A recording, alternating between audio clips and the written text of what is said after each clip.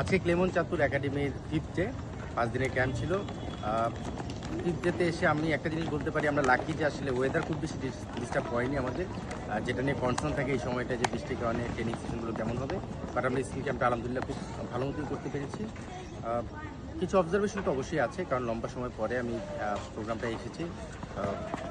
10 বছর আগে যেভাবে এই প্রোগ্রামগুলো করে গিয়েছিলাম, সেখানে প্লেয়ারদের যে আধিক্য বা কোয়ালিটি প্লেয়ারের যে সংখ্যাটা, সেটা আমি কিছুটা মিসিং দেখেছি।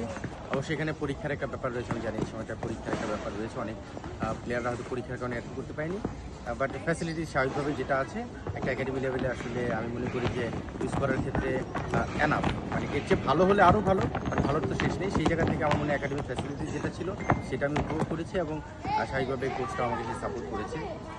প্লেয়ারদের মধ্যে বেশ নতুন প্লেয়ার ছিল, অনেক নতুন ব্যাচের প্লেয়াররা, কিছু এজ গ্রুপ প্লেয়ারও ছিল যারা 14-16 খেলেছে বা 18 খেলেছে। নিশ্চিতভাবেই তারা খুব উপভোগ করেছে, এবং নতুন প্লেয়াররাও বেশ নতুন নতুন কিছু ইনফরমেশন পেয়েছে, যেগুলো তাদের ফিউচার কেরিয়ারের জন্য ক্রিকেট খেলার ক্ষেত্রে কাজে লাগবে। সো আমার শুভকামনা থাকছে ক্লেমন চাতু ক্রিকেট একাডেমির প্রতি, এবং ক্লেমন যেই কাজগুলো করে যাচ্ছে, মানে একাডেমিগুলোকে যেভাবে কোঅপারেট করছে ক্রিকেট ডেভেলপমেন্টের জন্য, আমার প্রত্যাশা থাকবে যেন এটা সম্পূর্ণ সবসময় কন্টিনিউ থাকে, এবং আমার সাইড থেকে পুরোটা সাপোর্ট আমি দেওয়ার চেষ্টা করব। ধন্যবাদ।